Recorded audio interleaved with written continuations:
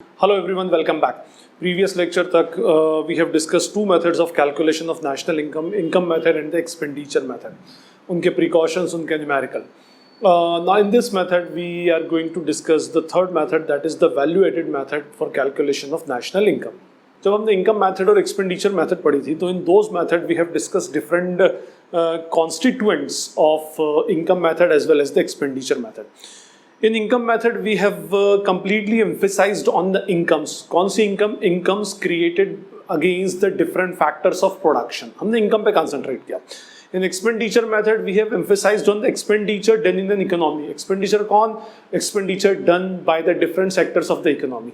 And now value added method. In this method, we completely emphasize on the production or the manufacturing. हम ये method हमारी production और manufacturing के ऊपर होती है, इसीलिए इस मेथड को industrial origin method, the inventory method, the production method, इस टाइप के नाम और इसके अंदर दिए जाते हैं. फाइन. तो in this method we will completely emphasise on the production. आपकी इकोनॉमी में प्रोडक्शन, अब प्रोडक्शन किस चीज का? Production of final goods and services. So we will completely emphasize on the production of final goods and services in the economy. अब देखिए कैसे, उससे पहले हम इसकी एक डेफिनेशन डिस्कस करें और उस डेफिनेशन को हम जब तोड़ेंगे तो उससे ऑटोमेटिकली हमारे कंसेप्ट्स क्लियर होना स्टार्ट हो जाएंगे. तो इसमें वैल्यू एडेड मेथड में it measures the national income in terms of value addition done by different producing units in an economy. ठीक, फाइन. अब हम इसकी डेफिनेशन पे जाते हैं. तो first we have word, it measures the national income. हमें नेशनल इनकम कैलकुलेट करनी है और any other aggregate of the national income. National income के जो 8 एग्रीगेट्स उसमें से जो भी कैलकुलेट करना है तो ये वैल्यू एडेड मेथड से कैलकुलेट होगा in terms of the value addition. Of the most important word, ये दो टर्म सबसे इंपॉर्टेंट है. First is the value addition and second is by different producing units in an economy. अगर हमने इन दो words को अच्छे से समझ लिया तो ऑटोमेटिकली ये मेथड हमें समझ में आ जाएगी. फाइन. तो first word is the value addition, second is the producing unit. तो हम इसमें जो नेशनल इनकम का कैलकुलेशन करते हैं वो हर एक प्रोड्यूसिंग यूनिट ने क्या वैल्यू एडिशन की है उस बेसिस पर कैलकुलेट करते हैं.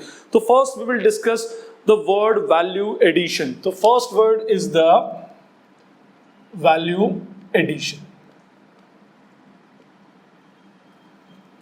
अब वैल्यू एडिशन का मीनिंग क्या होगा? देखिए वैल्यू एडिशन की जो डेफिनेशन है वो है कंट्रीब्यूशन ऑफ एन एंटरप्राइज. हम इसको ऐसे लिख सकते हैं, contribution of an enterprise to the current flow of final goods and service. To the current flow of goods and services को ऐसा भी बोल सकते हैं इसको. अब आप इसमें एक एक वर्ड को अगर हम देखें तो उससे हमें इस डेफिनेशन का और इसका लॉजिक समझ में आएगा. देखिए first word is the contribution. Contribute करना means whatever contribution is done by the enterprises, जो भी कंट्रीब्यूशन किया जा रहा है वो. ठीक. And second word is the enterprise. अब enterprise means what?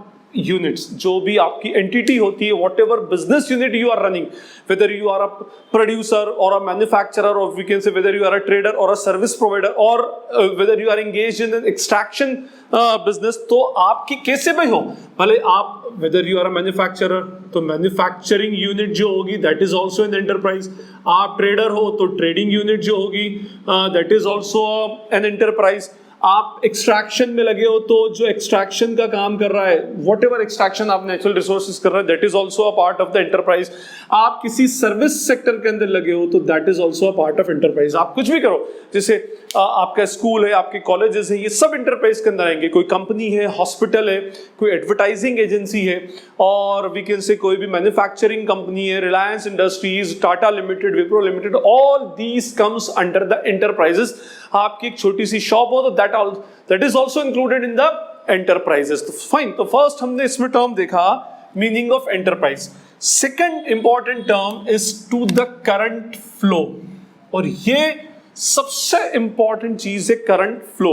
Current flow का मीनिंग होता है फ्लो ऑफ गुड्स. जब आप जैसे लेट्स सपोज ये मार्कर है, अब ये मार्कर मैं इसको यूज कर रहा हूं तो I am the consumer of this marker, मेरे लिए ये फाइनल गुड्स है। We have already discuss the concept of final goods and intermediate goods previous lectures में, आप उसको रेफर करें। तो final goods and services economy के अंदर, वैसे भी हमें पता है कि नेशनल इनकम में we only include the value of final goods and services. तो जब ये अगर मार्कर है फाइनल गुड्स है तो ये हमेशा से फाइनल गुड्स नहीं था, ठीक है। इसके ऊपर प्रोसेसिंग हुई, इसका रॉ मटेरियल एक्सट्रैक्ट किया गया, उसके ऊपर प्रोसेसिंग की गई, रॉ मटेरियल को फिनिश गुड्स में कन्वर्ट किया गया, फिर through a supply chain distributor, wholesaler, retailer से आते आते फिर ये it reaches to the final consumer, मेरे पास तक ये अल्टीमेटली पहुंची इसमें। फाइन, इसी तरह से हमारी कोई भी गुड्स एंड सर्विसेज होती है तो उसका जो फ्लो होता है हम उसको बोलते हैं फ्लो। तो flow starts from the extraction और ends on the consumption। ये इसका ओवरऑल फ्लो है। कहां से स्टार्ट होगा? It starts from the extraction and ends on the consumption. तो बेसिकली हम इसको फ्लो बोल सकते हैं, करंट फ्लो, जो भी फ्लो चल रहा है। अब इस एक्सट्रैक्शन से लेकर कंजम्पशन तक आने में इसकी एक लंबी चौड़ी प्रोसेस होती है। देखिए मैं बताता हूं आपको, एक्सट्रैक्शन किस चीज का होगा? एक्सट्रैक्शन होगा of raw material from natural resources. आपके पास जो भी नेचुरल रिसोर्सेस हैं वहां से आप इसके रॉ मटेरियल को एक्सट्रैक्ट करेंगे। रॉ मटेरियल को एक्सट्रैक्ट करने के बाद it goes to the manufacturer, फिर उसके बाद वो किसके पास जाएगा? मैन्युफैक्चरर के पास जाएगा। Manufacturer converts this raw material into what? Finish goods. और फिर फिनिश गुड्स अल्टीमेटली कंज्यूमर के पास आते आते बहुत सारी थ्रू अ सप्लाई चेन आपके पास आती है, होलसेलर, डिस्ट्रीब्यूटर, रिटेलर, और रिटेलर के पास से फिर आपके पास आती है। तो consumption is always of final goods and services. हम फाइनल गुड्स एंड सर्विसेज क्या होती है, कितने टाइप की होती है, ऑलरेडी पढ़ चुके हैं। तो इट मींस ये जो प्रोसेस है from the extraction of raw material till the consumption of final goods and services, this is called the flow. अब ये जो फ्लो है, this flow from extraction to consumption, how this flow actually works, कैसे ये work करता है और उसमें वैल्यू एडिशन का कंसेप्ट क्या है, अब हम इसको एक एग्जांपल से अल्टीमेटली समझते हैं। सपोज हमने सबसे पहले किसी एक गुड्स का एक्सट्रैक्शन किया और एक्सट्रैक्शन की कॉस्ट रही इसमें 100 रुपीज। हम ये मान लें कि 100 रुपीज की कॉस्ट है किसी भी एक प्रोडक्ट के अंदर, ठीक है ना। टोटल 100 रुपीज की कॉस्ट लगी और अल्टीमेटली एक्सट्रैक्शन से, मैंने क्या कहा, एक्सट्रैक्शन से कंजम्पशन फाइनल गुड्स तक आने के एक लंबी चौड़ी प्रोसेस है। देखिए हम उसमें इस एक्सट्रैक्शन के बाद अल्टीमेटली हमने ये क्या बन गया? This is now our raw material. ये रॉ मटेरियल हमने सेल किया किसको? मैन्युफैक्चरर को। और मैन्युफैक्चरर ने 100 रुपीज का रॉ मटेरियल परचेज किया और इस रॉ मटेरियल के अंदर अब इसकी वो क्या करेगा? मैन्युफैक्चरर इसकी प्रोसेसिंग करेगा। He converts that raw material into finish goods. इस प्रोसेसिंग के ऊपर उसने प्रोसेसिंग कॉस्ट स्पेंड की 70 रुपीज, लेबर का, फैक्ट्री के एक्सपेंसेस और जो सन्ड्री मटेरियल छोटा मोटा है वो, प्लस इसने अपना प्रॉफिट ऐड किया 30 रुपीज का। फाइन, तो इसने अब 200 रुपीज में इस प्रोडक्ट को अल्टीमेटली किसको सेल कर दिया? डिस्ट्रीब्यूटर को।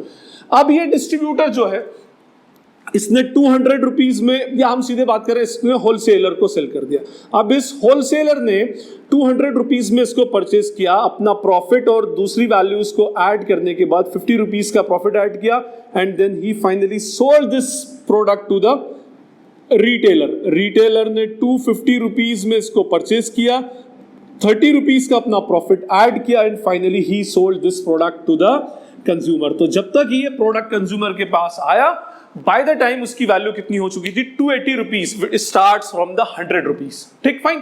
तो ये बेसिकली हमारा वैल्यू एडिशन, ये हमारी पूरी सप्लाई चेन है। कहां से आया? एक्सट्रैक्शन से, और कहां पर गया? कंज्यूमर में। हमने क्या एक्सट्रैक्ट किया? Raw material. कंज्यूमर के पास क्या गया? Final goods and service. अब इस फ्लो के अंदर क्या होता है कि हर एक बंदे ने, मैंने क्या कहा था कि इसके अंदर वर्ड आता है कंट्रीब्यूशन। हर एक बंदे ने, हर एक इंडस्ट्रियल यूनिट ने, हर एक यूनिट ने या हर एक एंटरप्राइज ने कितना कितना कंट्रीब्यूशन किया। देखिए जैसे हम इसकी बात करें तो यहां पर एक्सट्रैक्शन पे तो इसने 0 से 100 रुपीज पर लेकर आया, means the contribution done by this extraction, जिस बंदे ने एक्सट्रैक्शन किया उसका कितना कंट्रीब्यूशन हो गया, 100 रुपीज, फाइन। उसके बाद मैन्युफैक्चरर को ये प्रोडक्ट 100 रुपीज का पड़ा, इसके लिए परचेज हो गई, इसने अपनी साइड से कंट्रीब्यूट किया 70 प्लस 30 100 रुपीज का, तो 100 प्लस 100 बिकम्स 200, और इसने 200 रुपीज में ही sold this goods to the wholesaler, wholesaler ने 200 रुपीज में परचेज किया, अपनी पॉकेट से पे किया इनपुट का, और उसके बाद इसका कंट्रीब्यूशन रहा 50, और 250 में इसने सेल किया रिटेलर को, 250 पे परचेज कर इसने 30 रुपीज का अपना कंट्रीब्यूशन दिया, and finally goods ultimately sold to the consumer at rupees 280। तो कंट्रीब्यूशन मींस अपनी तरफ से कितनी कितनी वैल्यू ऐड की। देखिए यहां पर 100 जीरो की आइटम इधर आते आते 280 रुपीज की हो गई।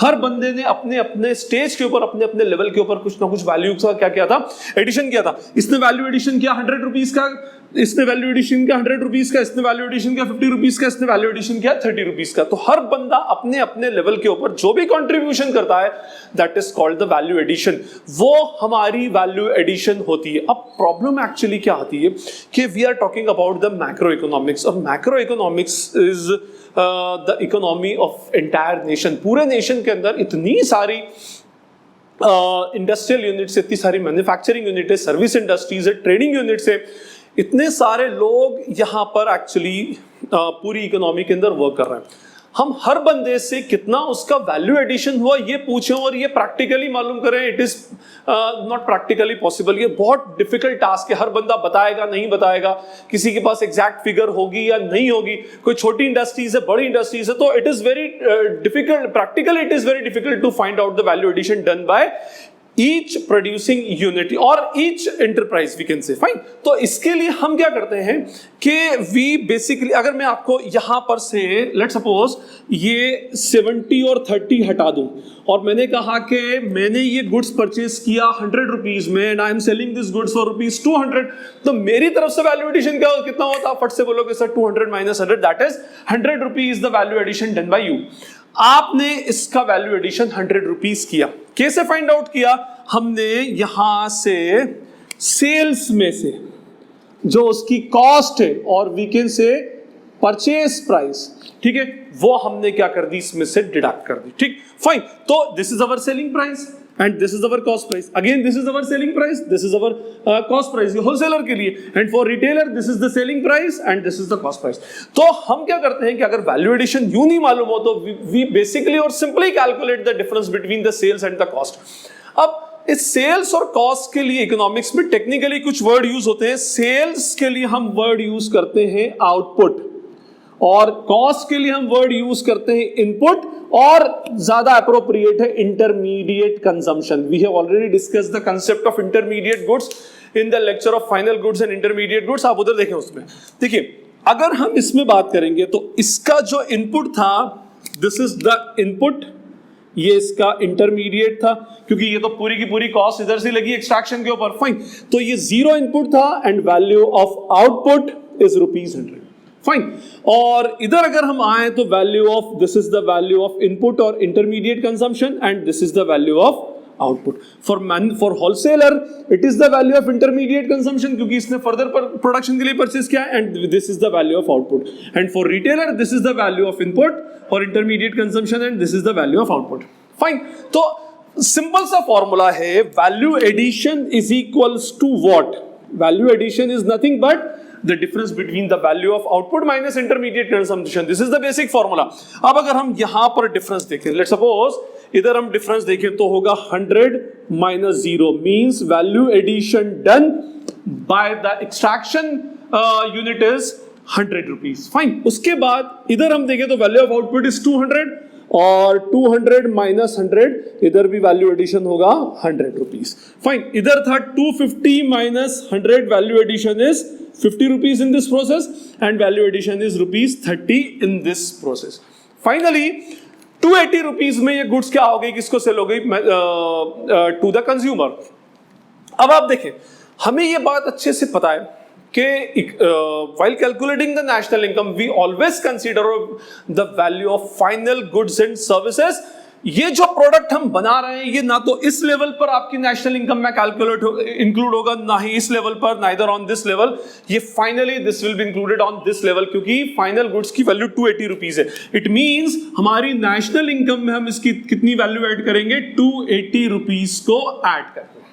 फाइन, एक तो तरीका ये हो गया। दूसरा ये कि अगर हम हर एक लेवल के ऊपर पूरे फ्लो में जितनी भी स्टेजेस आई है, हर स्टेज पर अगर इंडिविजुअली उनके हम वैल्यू एडिशंस फाइंड आउट कर लें तो it will be equal to the value of final goods and services. देख लीजिए आप, सबसे पहले हमने देखा एक्सट्रैक्शन प्रोसेस पर वैल्यू एडिशन कितना था, 100 रुपीज, तो इधर 100 रुपीज का हुआ। उसके बाद मैन्युफैक्चरिंग प्रोसेस पर value addition was again 100 rupees, ये रहा। उसके बाद ऑन होलसेलर के पास में वैल्यू एडिशन था ₹50 और रिटेलर के पास again the value addition was ₹30। 100 + 100 and total is 280। Means अगर आप value of final goods and services directly ना मिले तो आप क्या कर सकते हैं, हर एक यूनिट, हर एक एंटरप्राइज ने कितना कितना कंट्रीब्यूट किया, again I am using the technical word, कितना कितना वैल्यू एडिशन किया, दैट वैल्यू एडिशन, अगर हम whatever the summation of that value addition, that will be always equals to the value of final goods and services। final goods and services की value नहीं मिलती, no problem at all, आप हर industrial unit का या मैं कहूं हर एक enterprise का वैल्यू एडिशन ऐड करते जाओ, फाइनली जो सबका वैल्यू एडिशन होगा that is always equals to the value of final goods and services। and we know कि हमें हमारी नेशनल इनकम में we have to include only the value of final goods and services. तो अगर हम इसके अंदर देखें तो कहने का मीनिंग ये है कि अगर हमारा जो फॉर्मूला बनता है, तो now formula for value addition is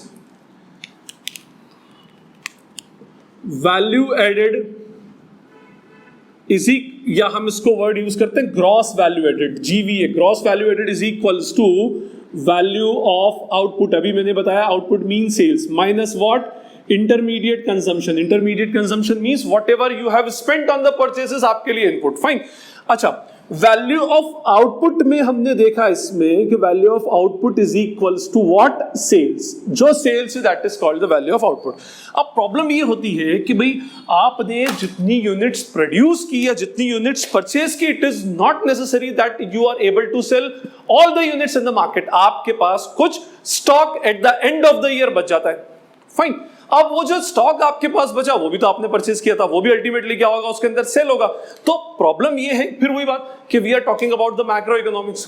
तो हम एक इंडस्ट्रियल यूनिट पर जाकर देखेंगे भी कितना स्टॉक आपके पास इस बार बच रहा है, कितने स्टॉक का आपने एक्स्ट्रा परचेज किया, कितना स्टॉक कम हो गया कंपैरेटिवली, तो it is not practically possible. तो हम वही फंडा लगाते हैं जो हमने एक्सपेंडिचर में मेथड में पढ़ा था, that we take the difference of the opening inventory और inventory at the beginning and inventory at the end. हमने क्या किया कि भाई लेट सपोज हमारे पास किसी एक प्रोडक्ट की सेल्स है मान लो 500 रुपीज, ठीक। जैसे मैं आपसे कहता हूं कि अगर आपने 100 यूनिट्स इस बार परचेज किया मैन्युफैक्चर की and you have sold only 80 units, तो आपको 20 यूनिट्स का भी तो हिसाब लेना पड़ेगा ना, क्योंकि वो अल्टीमेटली इसी ईयर के अंदर प्रोड्यूस हुई है, इसी ईयर के अंदर आपने उसको बनाया। ये बात अलग है कि वो सेल नहीं हो पाई, फाइन, नेक्स्ट ईयर में सेल होगी, बट उसका प्रोडक्शन जो है वो इसी ईयर का कंसीडर किया जाएगा। फाइन, तो हम इस 20 यूनिट्स का स्टॉक भी वैल्यू ऑफ आउटपुट के अंदर कंसीडर कर लेंगे।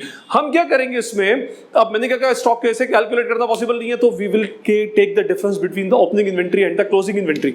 हमारे पास लेट सपोज हम ये फाइनेंशियल ईयर 1 अप्रैल 2019 को गए, एक किसी भी एक सिंगल मैन्युफैक्चरिंग यूनिट की बात करें, उससे पूछा कि भाई आपके पास स्टॉक कितने का, उसने कहा मेरे पास 70,000 रुपीज का स्टॉक है। On which date, opening date 1 April 2019। 31 मार्च 2019 को हम फिर से जाए और हमने कहा कि भाई कितने का स्टॉक है, और लेट सपोज उसने कहा कि we have a stock of ₹1 lakh. Again this is the stock concept, this is the stock concept, और इन दोनों का डिफरेंस जो होता है that is the flow. And we know that national income and gross domestic product, और we can say all aggregates of national income are the flow concepts.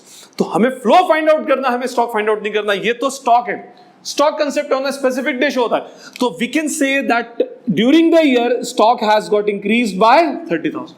और naturally अगर आपकी इकोनॉमी में स्टॉक बढ़ रहा है, it shows the increase in aggregate demand. आपकी aggregate demand का क्या करता है, वो इंक्रीज शो करता है। तो हम उस इंक्रीज्ड वैल्यू ऑफ स्टॉक को क्या करते हैं हम उसके अंदर ऐड कर देते हैं, ठीक, फाइन। तो हमारे लिए आउटपुट सिर्फ सेल्स नहीं होगा, सेल्स के साथ भी क्या लेंगे, चेंज इन इन्वेंट्री, और चेंज इन इन्वेंट्री का फॉर्मूला क्या होगा, closing inventory minus opening inventory. This will be the formula for changes in inventory. Means यहां पर हमारा 1 lakh minus 70 means our stock has got increase by 30,000। अच्छा, ये भी कंपलसरी नहीं है that it will always increases, sometimes it happens that stock got decreased. कभी ऐसा भी हो सकता है कि आपकी इकोनॉमी में एग्रीगेट डिमांड रिड्यूस हो रही हो, तो इन that case our closing inventory will be less than the value of the opening inventory. Opening inventory की वैल्यू 70 और लेट्स सपोज क्लोजिंग इन्वेंट्री की वैल्यू 50,000 हो, इट मींस हमारी इन्वेंट्री 20,000 से माइनस हो गई। So in that case we will deduct this changes in inventory from the value of sales. Means value addition means what, gross value added is equals to value of output minus what, intermediate consumption. Value of output is equals to sales plus what, changes in inventory, and changes in inventory is equals to closing inventory minus opening inventory. What is whatever the value of inventory at the end is there, it will हम उसमें से क्या minus कर देंगे, we will deduct the value of the opening inventory जो भी हमारे पास starting में थी, फाइन। तो ये हमारा कंसेप्ट था, concept of the value addition, ये वैल्यू एडिशन था। अब हम इसमें बात करेंगे बाय डिफरेंट प्रोड्यूसिंग यूनिट्स। ये जो कंसेप्ट है, वैसे तो हमने यहां पर एंटरप्राइज की बात की, तो enterprise is also a part of, हम बोल सकते हैं उसमें कि प्रोड्यूसिंग यूनिट, ट्रेडिंग यूनिट हमने सभी कंसिडर कर लिया उसके अंदर, but now we will discuss the different producing unit.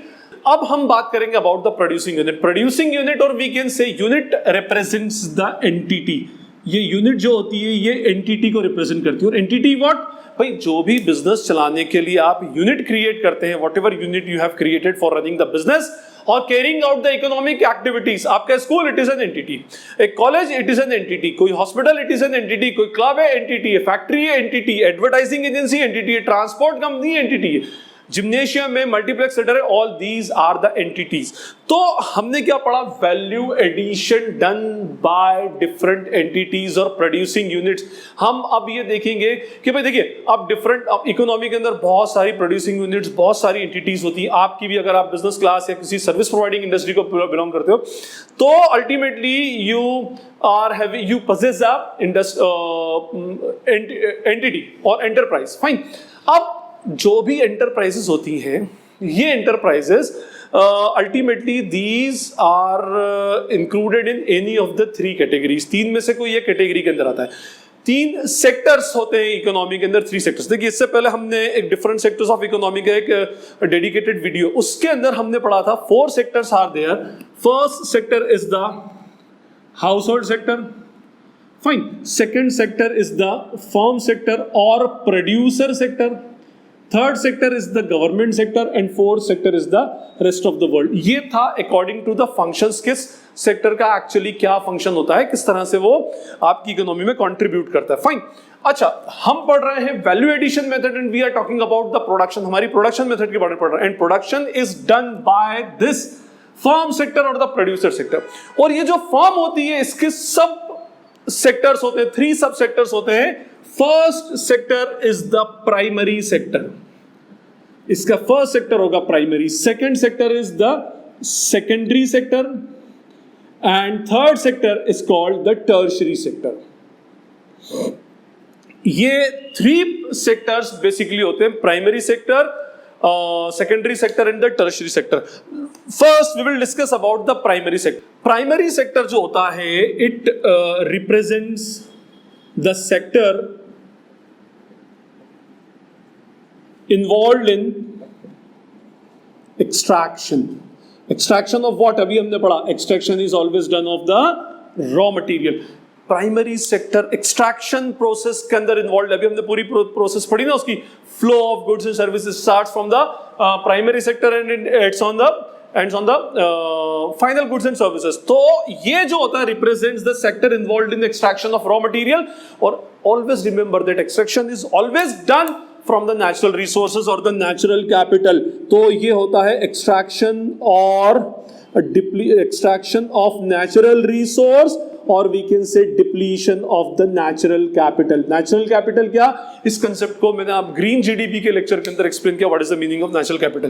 तो जो भी हमारी यूनिट कोई भी एक यूनिट है, इंडस्ट्रियल यूनिट और एक एंटरप्राइज है, if it is involve in the extraction process, अगर वो किसी नेचुरल रिसोर्स से या नेचुरल कैपिटल से अगर कुछ एक्सट्रैक्शन कर रहा है या अपने लिए कोई काम कर रहा है, then we will say that it is involved in the primary sector. अब जैसे कौन कौन से होते हैं, लेट्स सपोज इसमें होगी सबसे पहले एग्रीकल्चरल एक्टिविटीज, ये एग्रीकल्चरल एक्टिविटीज में आता है। प्लस आपकी जैसे पोल्ट्री फार्मिंग होती है, तो poultry farming is also a part of the extraction. Besides dairy farming is also a part of the extraction process or extraction primary sector. Number 4, extraction of iron ore and or ये क्या होता है, extraction of oil from the oil wells, coal, ठीक है। और besides और ये जो हमारे काम होते हैं ये अल्टीमेटली ये सब किसमें आते हैं, हमारे एक्सट्रैक्शन प्रोसेस के अंदर।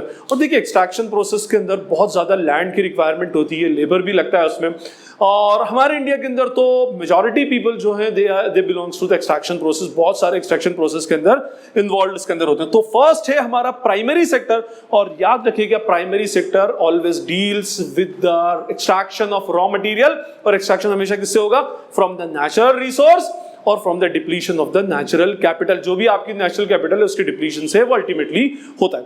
अब होता क्या है कि जब ये लोग इसको एक्सट्रैक्ट कर लेते हैं, तो एक्सट्रैक्शन करने के बाद ही ये फाइनल गुड्स में कन्वर्ट नहीं होता, ये किसको ट्रांसफर करेंगे, they will transfer it to the secondary sector, और secondary sector represents the manufacturing sector, represents the manufacturing, ये मैन्युफैक्चरिंग को रिप्रेजेंट करता है। And manufacturing means what, conversion of raw material into what, finished goods.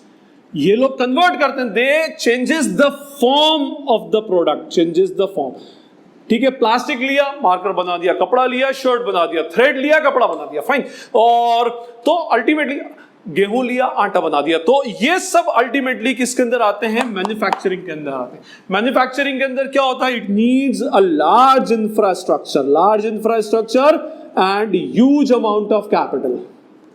Huge amount of capital. Why?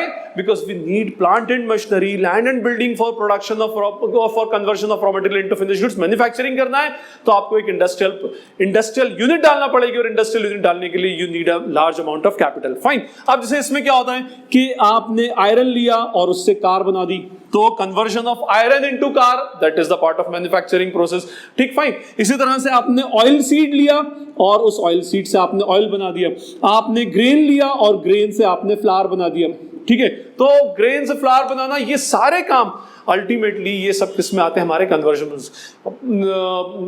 Would Lee, bamboo लिया और उससे आपने paper बना दिया, कॉटन लिया और आपने शर्ट बना दी। तो ये सब चीजें कन्वर्जन जो रॉ मटेरियल को किसमें कन्वर्ट करती है, अल्टीमेटली फाइनल गुड्स में, that comes under the secondary sector. Secondary sector हमेशा किसको रिप्रेजेंट करता है, मैन्युफैक्चरिंग इंडस्ट्री को रिप्रेजेंट करता है। यहाँ ब्राउन कॉलर जॉब, ये ब्लू कॉलर जॉब है, and this belongs to the white collar job. And last is the tertiary sector. Tertiary sector actually product को कंज्यूमर तक पहुंचाता है from secondary sector. Secondary sector को हेल्प चाहिए होती है sometimes of the tertiary sector.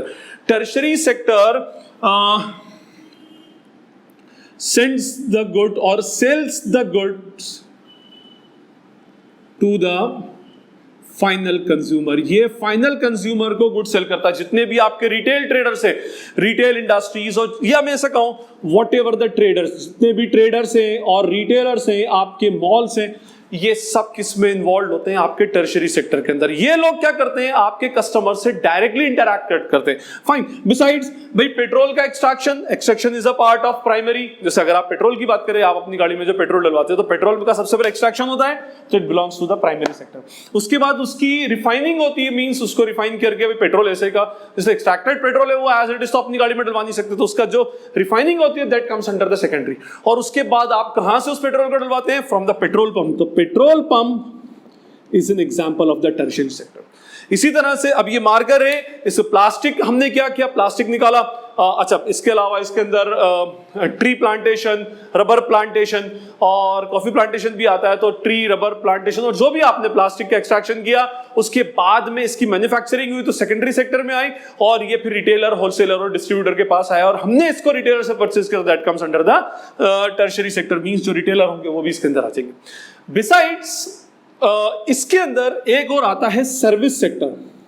Service sector क्या करता है, इस गुड्स को फिर वही बात कहां तक पहुंचाने में हेल्पफुल होता है, या तो वो सर्विसेज को प्रोड्यूस करेगा या फिर sometimes it helps in reaching the goods to the final consumer.